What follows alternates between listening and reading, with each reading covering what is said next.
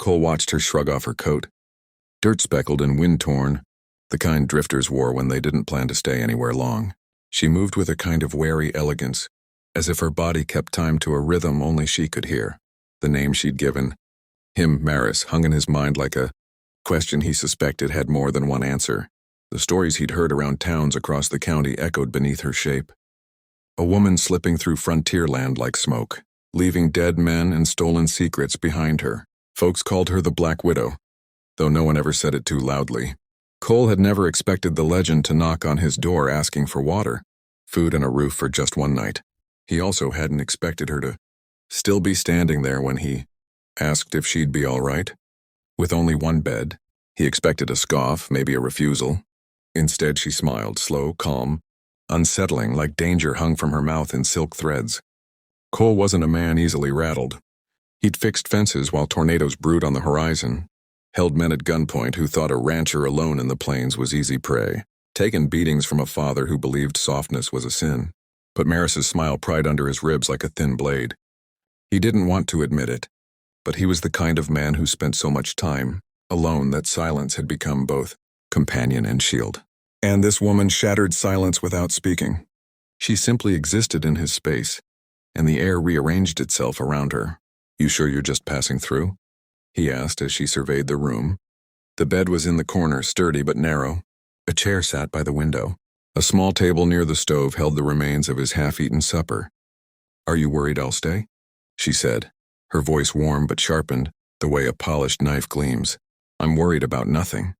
It was the truth, but also not. He was worried about his instincts, the ones that said let her stay, and the ones that said keep your gun nearby, and the ones that whispered you should have turned her away. She brushed a strand of hair from her cheek. "Good, because I'm leaving in the morning." She paused, her gaze landing on him. "But if you prefer, I can sleep on the floor." He shook his head.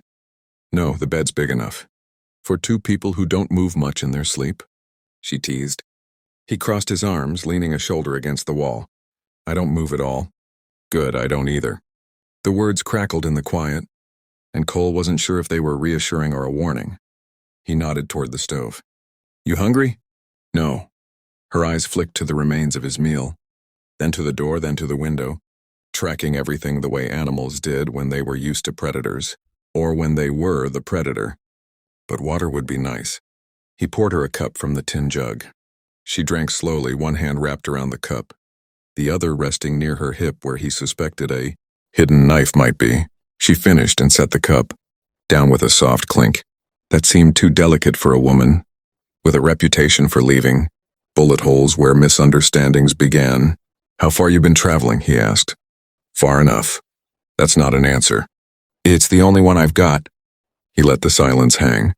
Outside, the wind dragged itself across the plains, brushing dry grass in long sighs.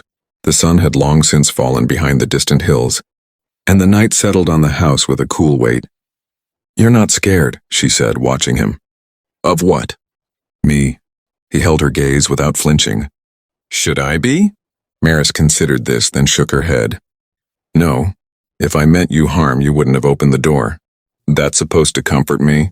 It's supposed to be a fact." For a long moment, they didn't move. Cole could hear her breathing, steady, controlled, almost too quiet. She was used to making herself small when needed, invisible even, despite the fierce energy she carried. He wondered who she had been before she became the name whispered across state lines. Eventually, she moved toward the bed. "You mind if I take the side near the wall?" "No," he hesitated. "You'll feel safer?" She gave him that calm, knowing smile again. "I'll feel less likely to fall off. I'm small." "It happens." It was a lie. He could sense it by the curve of her mouth, but he didn't challenge her. Instead, he watched as she sat on the edge of the bed, testing its give, then lay down as if she had done this 100 times in 100 different places. Cole turned down the lantern, its light fading to a soft amber glow. He removed his boots, his belt, the weight of the gun at his hip, setting them close enough to reach if needed. He lay down beside her, but not too close. The bed wasn't lavish, but it wasn't tight either. Still, he could feel her warmth, the subtle rise and fall of her breathing. It made something twist in him, unfamiliar and perhaps dangerous. "You really aren't afraid," she said quietly. an observation more than a question. "No," he said. "Not of you." "Good," she exhaled. "Then maybe I'll sleep tonight." "Maybe. Some nights don't make room for sleep." He understood that better than he cared to admit. He kept his eyes on the ceiling, listening to the night's rhythm. A coyote howled in the distance, its lonely cry carried by the wind. The old boards of the house creaked as they settled in the cool darkness. After several minutes, she spoke again. "Cole?" "Yeah. If something happens in the night, don't reach for your gun." He turned his head. "What's going to happen?" "Nothing," she said. "Unless something tries to happen." It wasn't reassurance and it wasn't fear-mongering. It was something else. A promise, a threat, a warning? He couldn't tell. "Sleep," she murmured. Against logic, he did. Cole woke to the sound of a horse approaching, hooves pounding against dry dirt and hurried heavy strikes. Dawn had barely cracked open the horizon, only a thin wash of pale orange filtering through the window. He sat up instantly, instincts kicking in like they always did whenever danger whispered near. Maris was already awake. She hadn't moved from her position on the bed, but her eyes were wide open, sharp, alert, trained on the door.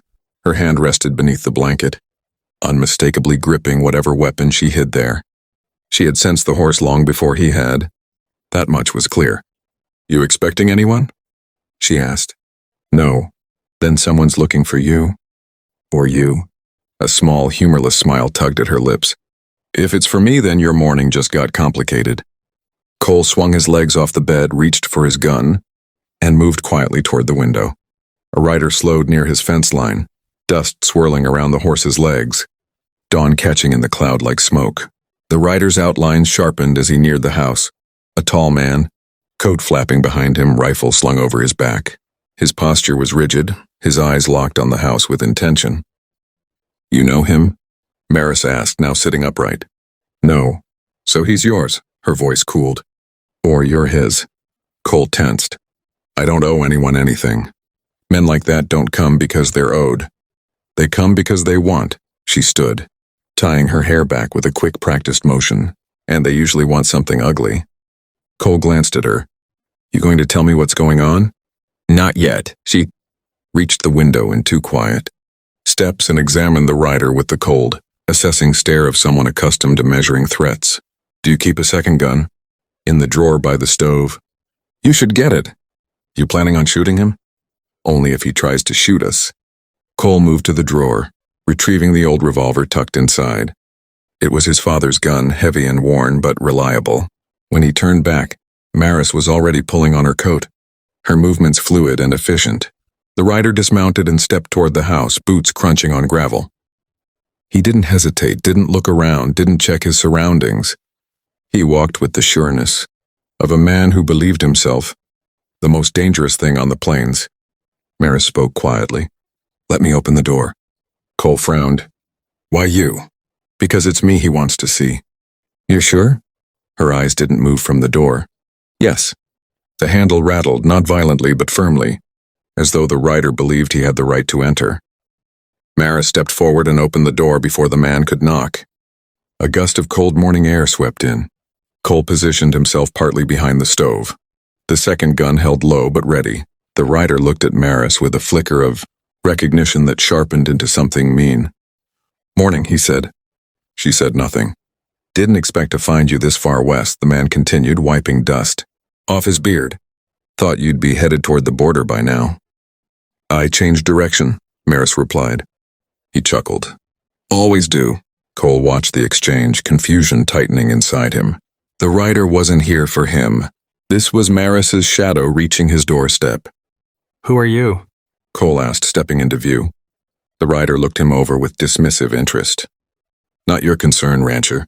Go back inside." Cole didn't move. "If you're on my land, you're my concern." The man raised an eyebrow. "Bold, you always talk this much, or is she the reason?" Maris stepped slightly in front of Cole. "He has nothing to do with this."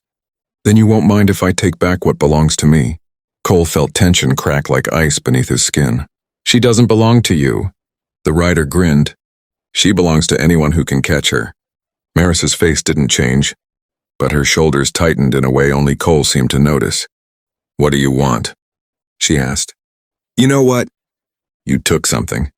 I took nothing. You took information. Same as always. His tone grew colder. And I'm not leaving without it. Maris exhaled quietly. Cole could tell she wasn't afraid, but she wasn't dismissing the threat either. You're not getting anything from me, she said. The writer shrugged. Then I'll take him. He nodded toward Cole. Tying a leash around your conscience might loosen your mouth. Cole's pulse spiked. Maris's expression remained unchanged, but her hand moved under her coat. You won't touch him, she said. The writer laughed. You care about this one, really? Maris didn't answer. And that was when the writer reached for his rifle. Maris moved first. A flash of steel, her hidden knife gleamed in the early light as she launched herself toward him. Cole didn't think. He fired the gun instinctively, the sound splitting the morning like lightning. The writer staggered back, clutching his shoulder, cursing through gritted teeth. Maris kicked his rifle away and slammed him against the porch post, knife at his throat. Last chance, she whispered. He spat blood. You'll never outrun them. I don't need to outrun anyone. She struck him once, sharp, precise, knocking him unconscious. His body collapsed onto the dirt with a thud. Cole stepped out slowly, gun still in hand, adrenaline buzzing through every muscle. Maris didn't look at him right away.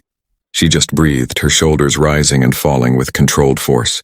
When she finally faced him, something in her eyes had shifted, still sharp, still fierce but softer around the edges. You didn't have to shoot, she said quietly. You reached for him. I could have handled it. Maybe. Cole holstered his gun. But it's my land. My fight too. She blinked, taken aback by the simplicity of the statement. You don't even know what he wanted. I don't need to. Maris crouched, pulling a folded paper from the writer's coat. She opened. It scanned it, then handed it to Cole. It was a wanted poster, her face sketched with sharp lines. The name Maris Velen bold beneath.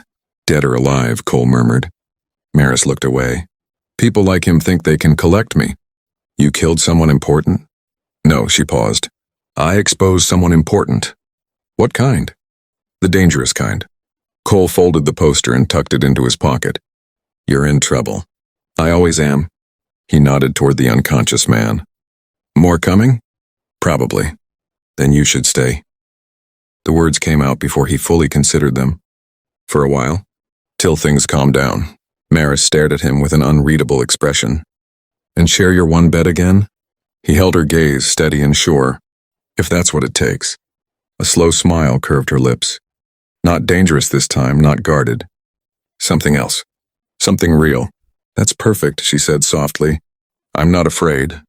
And for the first time since she'd stepped inside his life, Cole realized he wasn't either. Not of her past, not of the trouble chasing her, not of the storm building on the horizon with her name on it, because whatever danger came next, they would face it together. One bed, one home, one fight at a time. The wind swept across the plains again, carrying the quiet promise of a future neither of them had intended but both found themselves willing to claim. And inside the small ranch house, the day began with a sense of certainty neither had felt in years.